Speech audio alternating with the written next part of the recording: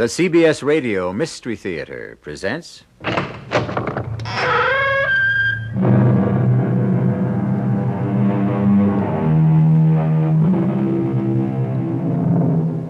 Come in. Welcome. I'm E.G. Marshall, and we're doing business as usual, featuring our full assortment of the mysterious and the bizarre. Quis custodiet ipsos custodes? Who shall guard the guards? Or, to take it a step higher, who shall judge the judges? This was a problem that plagued the ancient Romans, and obviously it remains with us to this very day. And actually, the act of judging is a highly hazardous affair, because the book warns us, "Judge not, lest ye be judged." And so, between the necessity to judge and the admonition not to do it, we human beings are in a constant state of doubt, which is not the worst thing in the world.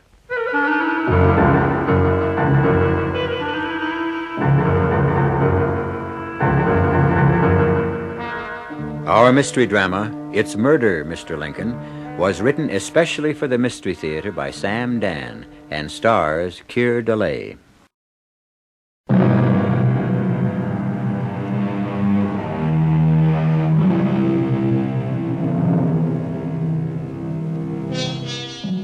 When conditions are bad, we Americans always spend a great deal of energy not in finding a solution to the problem, but rather in deciding what to call it. Is it a depression? Is it a recession? Back in 1837, they called it a panic. So you see, we have made progress. 1837 was certainly a year to tighten one's belt. Definitely, it was not a favorable year to embark upon a new career. And a young man named Abraham Lincoln is discovering this the hard way. He has just settled in Springfield, Illinois, where he has opened a law office. Abe Lincoln sits in his law office and waits for clients. This afternoon, as usual, he is sitting and waiting. And although he is completely unaware of it, a case is being created for him just down the street in Fellman's Tavern. Now, what I want to know is, what's the point in having Martin Van Buren sitting in the White House? Why, we might just as well have Andy Jackson. Oh, well, Tom, Andy's old and sick. Why, he's half dead. Well, better an Andy Jackson who's half dead than a Martin Van Buren who's all alive. Yes, that's a good one, right? Yeah, he sure is. I have to remember that one. Good afternoon, gentlemen. Good afternoon. You want to hear a good one, sir? I was just saying to this gentleman here, Mr. Ephraim Barnes, I was saying, better a half-dead Jackson than an all-alive Van Buren. Isn't that what I said, Ephraim? Something like that. Are you Tom Fellman? Yeah, in the flesh. I'd like a room. Costs you $1. All right. In advance. Owe no man anything, as it says in Corinthians. Or is it, Acts? Well, here's your $1. Thank you. Drink? Oh, no, not for me, thanks. Comes with the price of the room. I never drink while there's work to be done. Huh? Well, what's your name, stranger? You know mine. I'm Tom Feldman, and this gentleman here is Ephraim Barnes. He runs a bank. Ah, glad to meet you, Mr. Jones? Franklin Jones. What's your business, Mr. Jones? I assure you, the First National Farmers and Merchants Bank of Springfield is very much at your service. Oh, thank you, Mr. Barnes. I'll keep that in mind. Could either of you gentlemen tell me where I might find a Mr. Cyrus Darrow? Cy Darrow? Why, he's got a farm. Big place it is, too, just north of here. Now, you just follow the road right out of town. We inquire your business with Mr. Darrow, sir? Well, that depends on Mr. Darrow. Well, that's playing the cards close to the vest, huh? Bread eaten in secret is the sweetest, as it says in Proverbs. Or is that Leviticus? There's nothing secret about my business with Mr. Darrow. He swindled me out of some money. Now he's either going to pay it back or, well, I intend to blow his head off. Now, Mr. Jones, there's no need for that. If you have proof, you can take him to court. Well, I don't have proof, so I'll just have to do it my way. I've come here to get what's mine by rights, and I have the instrument with which to secure it. Well, that's a wicked-looking weapon you got there, sir. I fought in Florida in the Seminole War. This pistol was first and last fired in the service of my country. I earned the right to use it in my own behalf. Now, sir, you cannot flout the law. Yes, indeedy. The law is sitting right here by your side. In me, you see the sheriff, and Mr. Barnes is the judge for this term. Well, gentlemen, all I can say is that if a man don't get no justice, he will have to make his own. My room, sir? Up the stairs. First door to your right. Supper's at 5 o'clock. That young fellow bears a bit of watching. Yeah.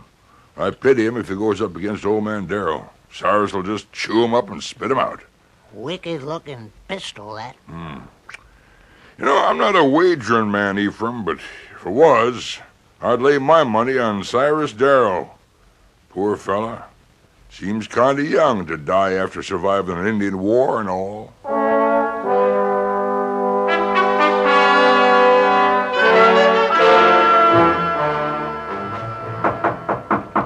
Who the devil's name's out there this time of night? What's your business with me? Go on home. Got a bone to pick with Cyrus Darrow? You come round in the daylight time, like honest, respectable folk. All right. Don't bust her down. I'm coming. Oh, well, so it's you, eh? Come whining around to see if I'll leave you off the hook, eh?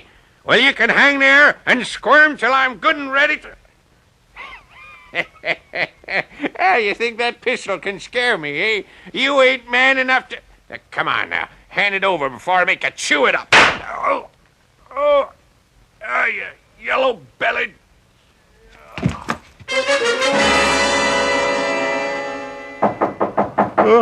What? Who's there? The sheriff. Sheriff?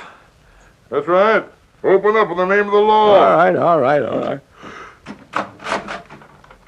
Oh, hi, Mr. Feldman. Oh, Mr. Feldman, the tavern keeper. No, sir. It's Mr. Feldman, the sheriff. You'll have to come along with me, son. What for? What for? Mr. Jones, it looks like you did what you came here to do. What's that? Kill Cyrus Darrow. Killed Cyrus Darrow, but I didn't. He's dead, son. Big hole in his forehead caused by the forcible entry of a pistol ball. There must be some mistake. No, sir. There's no mistake. This your pistol? Of course it's my It pistol. was found 50 yards away from Cyrus's house. No, you couldn't have found it 50 yards away because... Because? Well, it can't be my pistol. I remember I put it back in my bag. Yes? Yeah. Hey, it isn't here. Of course not. How could it be in that bag and in my hand at one and the same time? I didn't... Mr. Jones, as sheriff of Springfield County, I hereby arrest you for the murder of Cyrus Darrow. What? And may the Lord have mercy on your soul. What are you saying? Well, that's right. That's right. I shouldn't say that just yet. After all, you ain't been tried. But you'll get a fair trial before they hang you. I don't know what to say, Franklin. I don't know what to say. I didn't kill him, Emily. I didn't. Franklin, everyone says... I don't care what everyone says. You just gotta believe in me. Why did you have to come here with a pistol? Why did you have to threaten him in public? Why? Because I'm stupid, that's why. Oh, Franklin, I'm sorry. I guess I really am in the soup this time. This man, Cyrus Darrow, was very well liked. And the evidence against you, it's so strong. Evidence? What evidence? What evidence? Oh, Franklin, your threats to kill him, the pistol... I swear to you, Em. I believe you, darling. But there's gonna be a trial. Well, I'll make them believe me. I'll make everyone believe me. You'll need a lawyer. Yeah, well, I'll hire a lawyer. And Yeah, what is it, dear? a lawyer... Yeah, well, that's just what I said, my darling. I'll hire a lawyer. Dear, there are no lawyers. No lawyers here in Springfield, the state capital? Why, in a place like this, there are nothing but lawyers. I've been asking around, and I've gotten answers. One fella says, "Sorry, ma'am, I just couldn't take on another case." And meanwhile, he's got his feet on the desk, and I can see the holes in his shoes. And then another fella says, "I never did try a murder case." What is it? There isn't nobody in this town doing 15 cents worth of business, and each of them say to me, "Sorry, Miss Jones, I just can't see my way clear." Well, why won't they take my case? Well, Is it because they don't think they can win? Emily, that shouldn't make no difference. Law says every man's entitled to a lawyer. I know, But what the law really means, every man's entitled to a lawyer provided he can get one.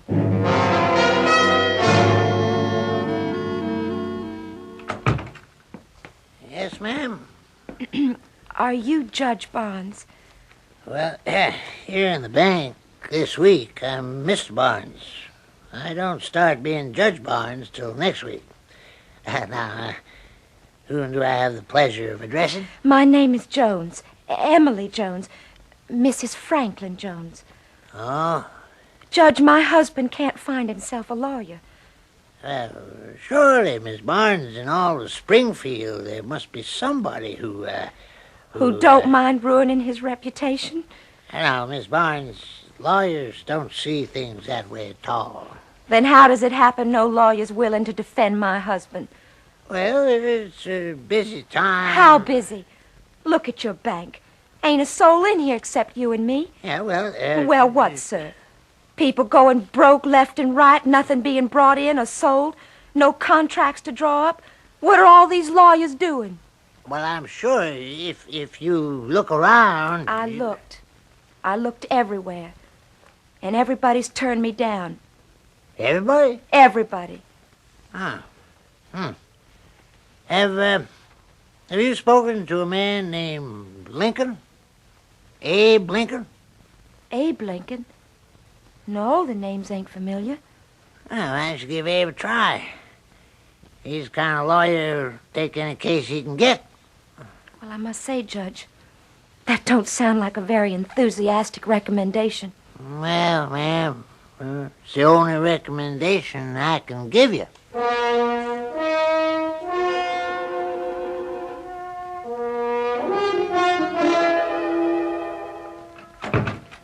Yes, ma'am? Will you please tell Mr. Abe Lincoln I'm here? There's no need to do that, ma'am. You've already done so. You? You're Abe Lincoln? The plea is guilty, ma'am. Now, to whom do I have the pleasure of... But you don't... I know I don't look like a lawyer. Well, the fact is, I don't look very much of anything else either. Well, Won't you have a seat, ma'am? Now, My name is Emily Jones. My husband, Franklin... Was he named after Ben Franklin? Yes, sir, I believe so. The great man. Yes, sir. He, my husband, is going to be tried for murder. Yes, I know. And I need a lawyer. Well, you've come to the right place. You mean you're willing to defend him? I'm ready, ma'am. Well, that may be, but I've got to ask you about your qualifications. How many murder cases have you tried? How many? To be exact, ma'am, none. None? Miss Jones, a fella has to start someplace. Well, but not with my husband. Well, I do have one qualification. Matter of fact, it could turn out to be the most important qualification of all. What's that?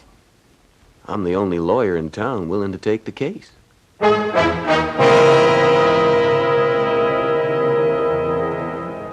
Didn't Longfellow say, "Lives of great men all remind us we can make our own sublime, and departing, leave behind us footprints on the sands of time"?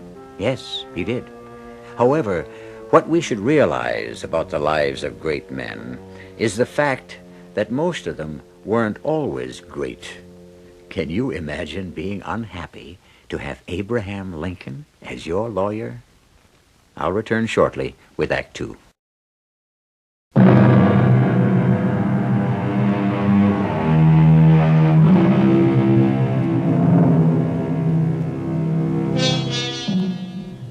His name is Franklin Jones.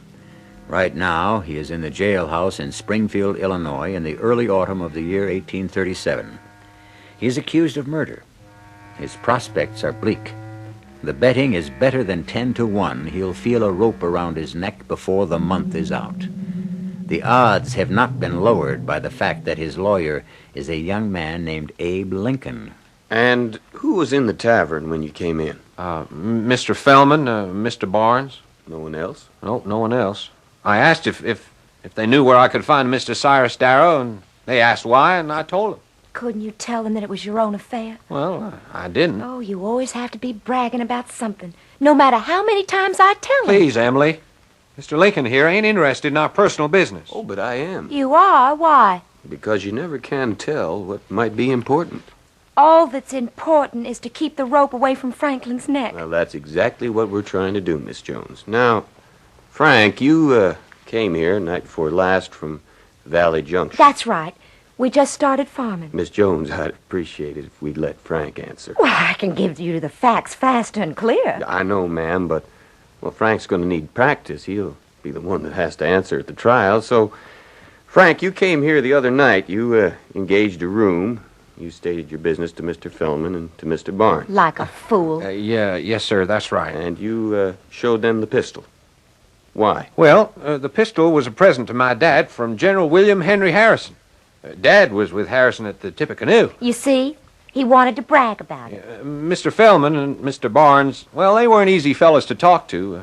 You know what I mean. I know what you mean, Frank. So I just went upstairs to my room and I went to bed, figuring I'd see Cyrus Darrow first thing in the morning. And, Well, the next thing I knew, there was a knock on the door, and it's the sheriff. I'm being arrested for murder.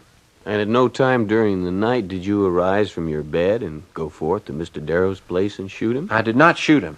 I was asleep in my room. Well, we have to make that defense stand up. You sound like you don't believe him. Oh, I believe him. But I'm not the problem. We've got a judge and a jury to consider. Now, Frank, the pistol, where was it? In my bag? You placed it in the bag before you went to sleep? Yes, sir. Well, how did it get to where it was found? In the field, 50 yards from Mr. Darrow's door? I don't know. Well, the prosecution will say that you went there, shot Cy Darrow, fled from the scene, and in your guilty terror and confusion, you dropped the gun. Well, I couldn't have dropped the gun when I wasn't even carrying it to start with. I wasn't there. Well, then we must claim that someone came into this room while you were asleep and stole that pistol. Yeah, well, that's the only way it could have happened. You, were conscious of no one? Well, I was asleep. Tell me this. What was your business with Mr. Darrow? Why do you want to know? Frank, Is that important? it's the first question the prosecutor will ask. I should know. All that was before he was killed. And, Frank, well, I enlisted in 1829. 1830. Oh, yeah, 18, yeah, that's right. And I served in Georgia and Florida. And when I wanted to marry Emily, well, you don't get married on sergeant's pay. Oh, not to me, you don't.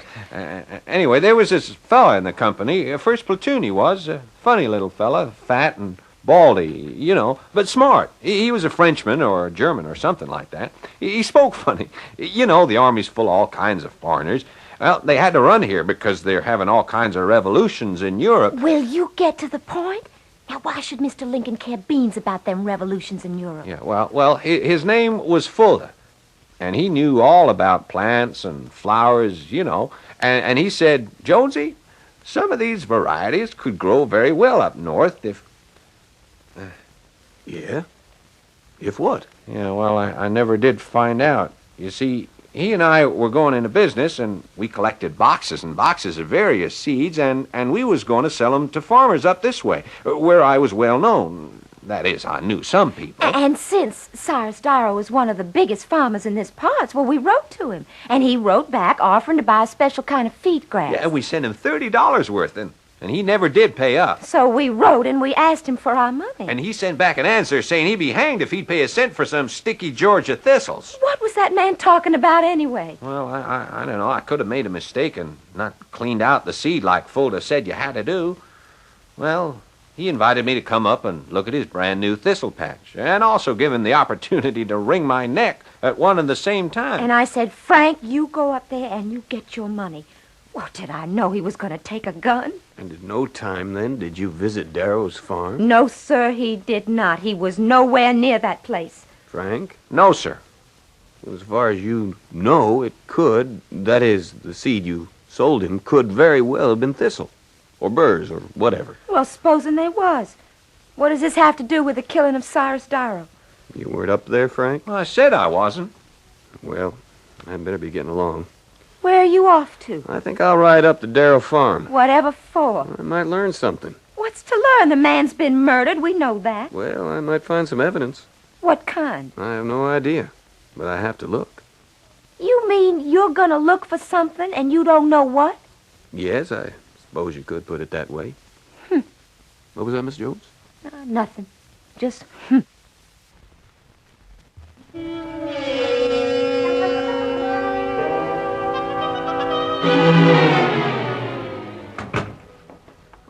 Hello, Abe. How are you, Tom? Fine. Sit down. Doing anything? Well, I'm about to take a run up the Darrow farm. Maybe some evidence. Mm-hmm. Yeah. Evidence. Evidence of things not seen, as it says in Leviticus. Hebrews. Yeah. Leaving soon? Well, I'd like to get back before supper. You've taken the Jones case. Yep. I was retained this morning. Well, Abe, you think that's wise? Wise? I'm a lawyer. Well, you have to think of your career. You know, you gotta lose that case. It's plain as a cabbage on a rose bush. The boy's guilty. Wasn't that why we're having a trial? Oh, we're having a trial because the law says he's got to get one. You know what the verdict's going to be. Tom, I'm surprised at you. No, Abe. You're the surprising one. Now, look, you can't win. If you lose, you look bad because you're a loser. And if by some miracle, you could have a miracle, because as Milton says, the age of miracles is forever here. That was Carlyle. Carlyle. Well, anyhow, if by a miracle you win, well, folks will resent it. Why? Well, the boy's so obviously guilty, people want him to hang. Look, Abe, I'm thinking of your future. My future? Yeah, you could have a great future in politics. I've seen you operate. Why, it was you single-handed got the state capital to move up here from Vandalia. Oh, no, that's not really true. It is. Now, Abe, you could go far. Oh, no, not me. Now, why do you say Don't look like a politician. it's the way a politician's supposed to look? Now, that isn't so. He's got to look kind of solidly dignified, like Daniel Webster, or sharp and smart like Clay or Calhoun, or shrewd like Tom Benton, or even jolly like Steve Douglas. But he can't. Well, he can't afford to be funny looking like me. Well, I wouldn't say it was all that funny looking, Abe. I'm too tall, too thin, and I'm too bony and gawky. But you got all the brains. Well, brains alone was never enough. Abe, is there some way you could get out of trying this case? No, I mean it for your own good. Cy Darrow was well liked. I wouldn't get out even if I could, Tom. Cy was very well liked, and folks are mad. You think about that. Well, there's nothing to think about. Well, just thought I'd paint your picture. After all, as William Shakespeare said, forewarned is forearmed. No, that was Miguel Cervantes.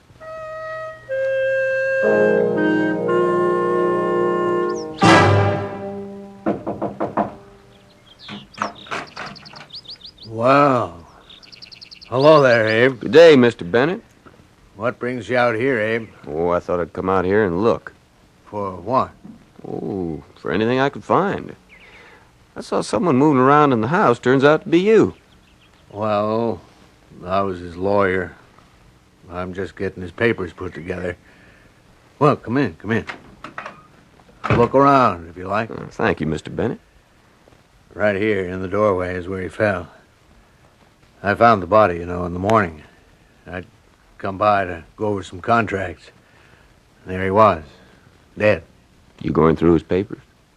I'm trying to. Mm-hmm. Anything missing? Well, Abe, either stuff is missing or he hid him away somewhere. What do you mean? I mean, he didn't tell his lawyer everything. No client ever does. You're going to find that out. Well, what would seem to be missing? I haven't had a chance to go through it all, but I know for a fact he's been lending out money all over town. The way things are with the banks and all, he was the only one with hard cash. Yes, I heard. Well, you could say there were plenty of folks who might have had a motive, Mr. Bennett. Yeah, you could say that, Abe. But I think your man's going to pay the bill. But he told me he never even came up here. Now, I know, Abe. But when you've had as many clients as I have, you learn how easily they can lie to you. It's hard to believe this boy isn't telling me the truth. Yeah, that's what makes it so dang difficult. Maybe he thinks he's telling you the truth. Abe, you're in trouble on this case. Admit it. I never denied it. Let's step outside, Abe. What for? We might find a way out of this problem. Now, Abe, just off to your left, leading to the road, there's a full acre, and it's planted in what? Now, hold on, Mr. Bennett. That's a wild field. No, that's a planted field, Abe. But who'd want to plant all those weeds and burrs and thistles? They come from the seeds my client bought from your client. That's hard to believe. Why? Let's say your client's a sharper, or he made an honest mistake. Don't matter. But he made my client mad. My old Si was ready to kill that boy on sight. You get my point? Mr. Bennett, I think I do. Now, taking it straight from there, you begin to see a new line of approach in the case? Mr. Bennett, let me tell you, sir, I am eternally in your debt. To think, I had just considered this case was hopeless. Abe, when everything looks hopeless, that's the time you really start to hope.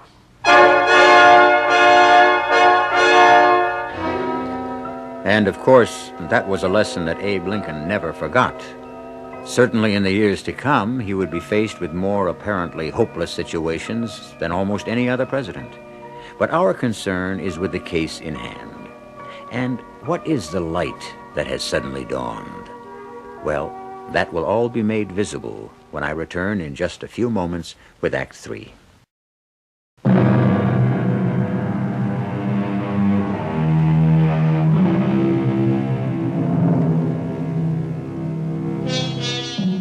It is always surprising to consider that what we call psychology is a science of recent vintage.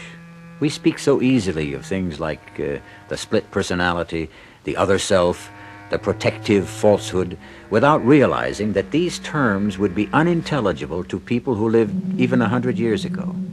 But although our forebears did not know these things intellectually, they could understand their implications.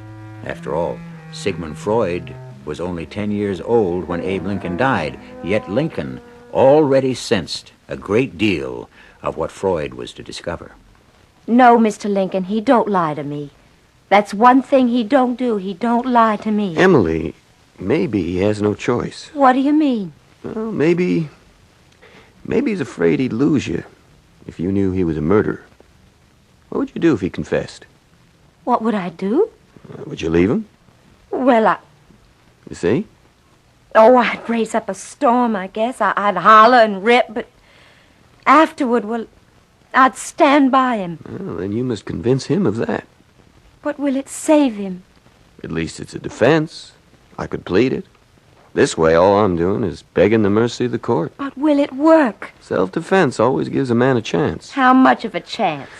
Well, I'm a lawyer, Emily. I'm not a prophet, but we can get witnesses to prove that Si Darrow was furious with Franklin. But why? Because Franklin had sold him nothing but weeds. How do you know? I was up there, Emily. I saw them. A strange kind of growth for this part of the country. Brambles and burrs and weeds. It really wasn't Frank's fault, Mr. Lincoln. He just doesn't know. But Cyrus Darrow was boiling mad. Now, oddly enough, this could create some sympathy for Franklin. How? They'll all think Frank was a swindler. Well, maybe not a swindler, more of a sharper. Oh, what's the difference? Well, Emily, you have to know these old horse traders up here. They might even admire him. Why? Because he's done something nobody else was ever able to bring off. What's that? He got the better of Si Darrow in a deal. And he went up to see Si to brazen it out, being careful, of course, to bring his pistol. The fact that the pistol was given to him by General Harrison won't hurt either. Well, then, you think we've got a chance? Yes, Emily, I would say, what with one thing and another, we've got a fighting chance. No! No?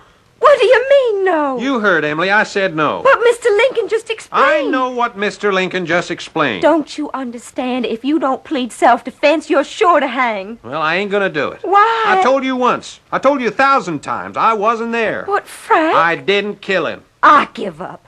What can you do with him, Mr. Lincoln? Mr. Lincoln, Would you want me to get up there on that stand and tell a lie? Is it a lie, Franklin? You mean you didn't kill Cy Darrow in self-defense? Huh. Here's a hole to be in.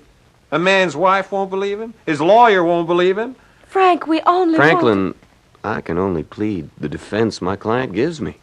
Since I wasn't at the scene of the crime when the murder took place, I don't know what happened. Well, I don't know neither. I wasn't there myself. I was asleep in bed in my room at Fellman's Tavern. But, Franklin, nobody's going to believe that. Well, ain't that what I got a lawyer for, so we can make folks believe me? Or is this case too tough for you, Mr. Lincoln? Well, it's tough enough. Hey, did you find anything up there at Darrow's place? How'd you know I was up there? Well, look at your pants. Oh yeah. Yeah, them little burrs. Almost too small to see, unless you're looking for them. Yes, sir, you'll be picking them off your pants legs for weeks. I thought I'd gotten rid of most of them. No, sir, they're hidden where you can't even see them. And some of the seeds, why, they'll even germinate on the clothes, seems like.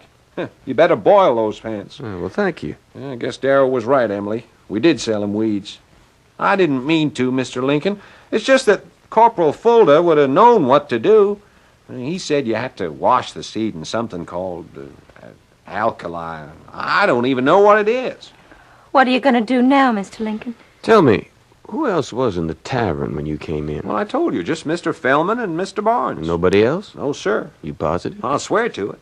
Well, do you know anyone in the town? No, sir. Not a single solitary soul. Why do you ask? Well, Emily, it's about time I started asking questions. But you've been asking questions all along. No, not the right questions, and I haven't been asking the right people either.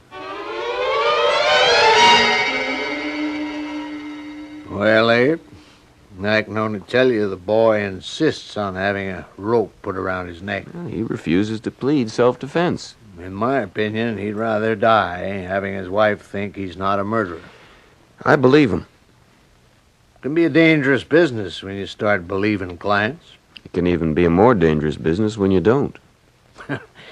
What can I do for you, Abe? You been through all the size papers yet? All I was able to turn up. Would either Tom Fellman or Ephraim Barnes have owed him money? Well, now, Abe, this is a lawyer-client relationship. You asking me to break it? Well, the client's dead, Mr. Bennett. And I'm not asking out of idle curiosity. Yes, he did have a mortgage on Fellman's. I thought Tom Fellman owed him the place free and clear. It's been a money-maker for years. Don't you know there's been a panic on?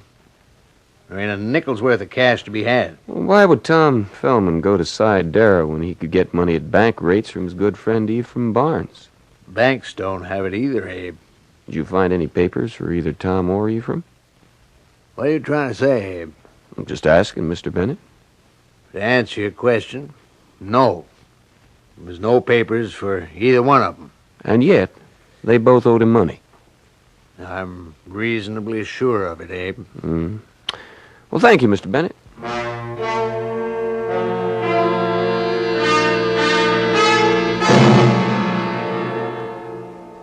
Good afternoon, gentlemen. Well, Abe, Afternoon, Abe. have a drink. How's the law business coming? Slow. Well, slow but sure moves mighty mountains. Aristotle. Euripides. Abe, I swear one day I'm going to catch We you. have some business to discuss. At my office only. This is legal business, Ephraim. Then I'd rather discuss it at your office. It has to do with the upcoming trial of Franklin Jones. In that case, I don't discuss it at all. I'm scheduled to be presiding judge, you know. I don't think so, Ephraim. Well, what you saying? You can see the calendar. I'm going to ask you to disqualify yourself, Ephraim. What are you saying, Abe? Eve here's one of the finest judges. Abe, don't you believe I'm a fair man? It's nothing personal, Ephraim. Well, then why... Well, to begin with, you're a material witness. Who is? You are. You and Tom here. You're the ones, the only ones who heard Tom ask for the whereabouts of Cy Darrow, and who heard Tom threaten to kill him. Yeah, well, Well, you can't be a judge and a witness at the same time, can you? Yeah, but you... Besides, there's more to it than that. What are you driving at, Abe? Well, my client insists that he's not guilty. Well, now, you wouldn't expect him to admit it now, would you? Yes, if he were guilty, I would, especially since I found a way he could plead guilty and still save his neck at the same time. What's that? Self-defense. Old Cy was more than mad at him. Mad enough to kill him. But the boy refuses to take that defense, which proves to me that he's a young man of his word, and I have to respect that word. Abe, if Franklin Jones didn't kill Cy Darrow, who in thunder did? Well, we'll have to sit down, the three of us, and reason together. If Franklin didn't kill Cy, who did? We know somebody did, because Cy's dead. I'd like you to come straight and tell me exactly what you're driving at, Abe. Well, it couldn't be suicide. After all, how would Cy get a hold of Frank's pistol? Well, what motive would Cy have for doing away with himself? None. But you can't be too careful in these things. You have to explore every possibility. Yeah, but you also have to be headed someplace. Don't be impatient, Ephraim. I am. So if it wasn't Frank, who else could it be? Who else knew Frank was in town? Who else knew Frank was mad enough to go to Cy's place with a pistol? Who else would even know that Frank had a pistol? The answer? Either one of you two. Well, hold on there, Abe. Are you saying that Eve here, or me, could have killed Cy Darrow? Huh? Well, Abe, I am your best friend in town. How could you even think Abe, I thought you was always a man of good sense. But this is monstrous. Have either of you gentlemen been up to see Cy lately? Well? I ain't been up to Cy Darrow's place since I bought a pony from him in 33. No, it was 34. Well, yeah, it's been 3 years. Ephraim? It's been at least a year since I had occasion to visit Cy's farm. Where'd you transact your business?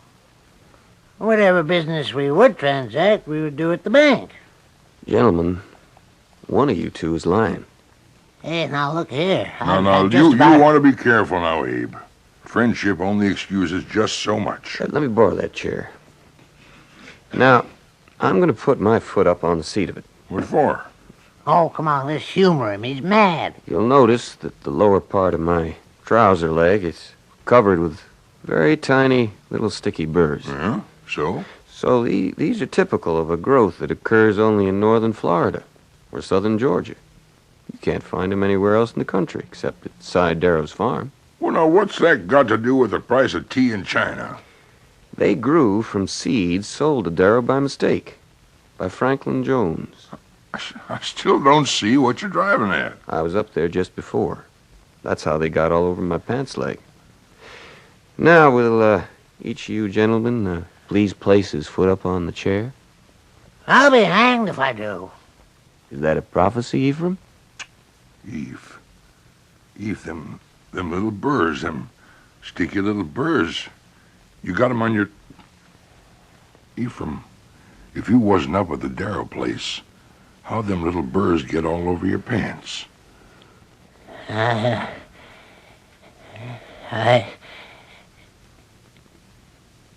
Pour me a drink, Tom. Eve, you was always an honest man. Yeah. For 50 years, I've been honest as the day is long. And where did it get me? I didn't speculate. I didn't hedge. I guarded my customers' money. And I got wiped out. I had to borrow from Cy Darrow. And he was going to take away my bank. Well, this boy came marching in here and... And you decided to steal his pistol and kill Darrow yourself. Well, it wasn't that clear cut, you know. It just worked out. And I found my notes and destroyed them. Yours too, Tom. Ephraim, a man like you, could you really let that boy hang for you? Could you? Abe, I'd like to think that in the end, I wouldn't let that boy hang for me. I'd like to think that. Would your conscience let you? Conscience. Abe, when you face the rope, you know the saying, Conscience does make cowards of us all. Cervantes. No, Shakespeare. You're a good lawyer, Abe. Would you defend me? Ephraim, you mean you want me? Why, you could have anyone, even Stephen Douglas. I want you, Abe. Nobody but you. Thank you, Ephraim. I'm grateful. I'm humbly grateful.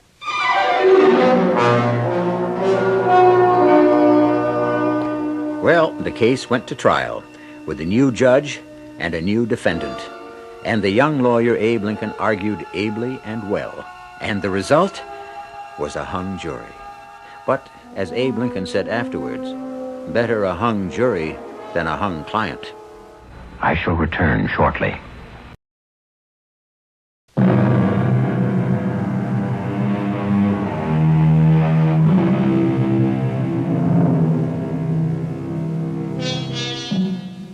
Franklin and Emily Jones, Tom Fellman, Ephraim Barnes, they are all obscure footnotes in the book of Abraham Lincoln's life. And yet, these are some of the nameless, unknown people who helped shape his character. All around us are young men and women whom we, in our anonymous fashion, are also molding by our precept and by our example. And we are molding them into what? Think about it. Our cast included Keir DeLay, Jennifer Harmon, Paul Hecht, Joe Silver, and Robert Dryden. The entire production was under the direction of Hyman Brown.